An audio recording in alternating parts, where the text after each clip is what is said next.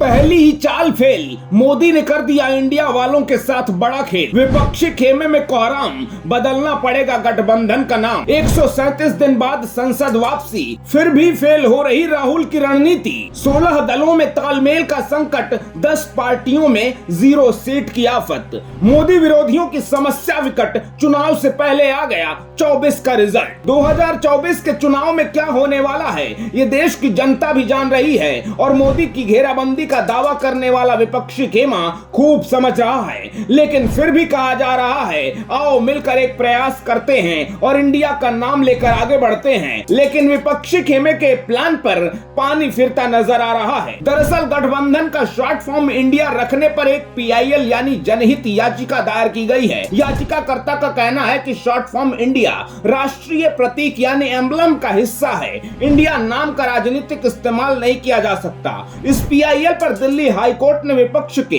26 दलों के साथ ही केंद्र और चुनाव आयोग से जवाब मांग लिया है। आगे आपको विस्तार से बताएंगे कि कैसे विपक्ष का ये इंडिया वाला प्लान बुरी तरह फ्लॉप होने वाला है। लेकिन सबसे पहले समझते हैं कि आखिर एम्बलम एंड नेम्स एक्ट क्या है। क्या इसकी वजह से राजनीतिक गठबंधन का नाम इंडिया नहीं रखा जा सकता? दरअसल विपक्षी मोर्चे के इस नाम पर कारोबारी गिरीश भारद्वाज ने दिल्ली हाई कोर्ट में जनहित याचिका दायर की है। PIL में कहा गया है कि इंडिया नाम का इस्तेमाल सिर्फ लोगों की सहानुभूति और वोट हासिल करने के लिए है। देश के नाम को राजनीतिक टूल के तौर पर इस्तेमाल किया जा रहा है। विपक्ष की ये रणनीति राजनीतिक नफरत और हिंसा की वजह भी बन सकती है। याचिकाकर्ता ने कहा है कि शॉर्ट फॉर्म इंडिया राष्ट्रीय प्रतीक का अनिवार्य हिस्सा है। इंडिया शब्द का उपयोग किसी व्यावसायिक या राजनीतिक उद्देश्य से नहीं किया जा सकता। विपक्ष की ये चाल संविधान के एम्बलम एंड नेम्स एक्ट 1950 का उल्लंघन है। इसके साथ ही याचिकाकर्ता ने चुनाव आयोग पर भी सवाल उठाए हैं और कहा है कि इन राजनीतिक दलों को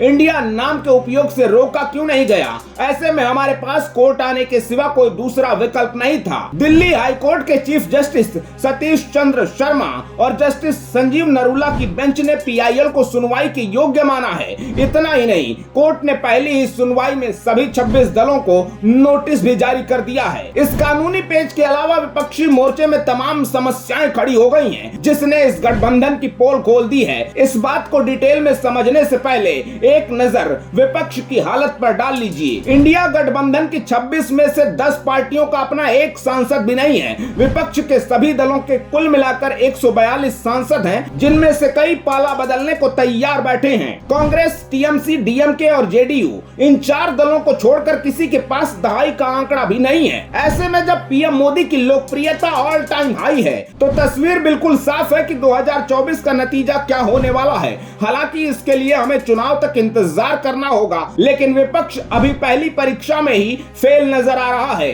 तो चलिए इंडिया गठबंधन पर संकट के बीच आपको ये समझाते हैं कि इंडिया शब्द के इस्तेमाल को लेकर एम्बलम एक्ट कहता क्या है। दरअसल आजादी के बाद भारत ने अपने राष्ट्रीय ध्वज, प्रतीक और नाम के इस्तेमाल पर चिंता जताई थी। इस समस्या को सुलझाने के लिए emblem and names act prevention of improper use 1950 बना। एक्ट के सेक्शन 3 में कहा गया है कि कोई भी व्यक्ति या संस्था देश के नाम और उसके कुछ मान्य प्रतीकों का व्यावसायिक उपयोग बिना केंद्र सरकार की अनुमति के नहीं कर सकती। अब ऐसे में क्या इंडिया नाम के राजनीतिक इस्तेमाल की छूट मिलनी चाहिए? कमेंट बॉक्स में अपनी राय जरूर बताइएगा और ABC भारत को फॉलो करना बिल्कुल न भूलिएगा।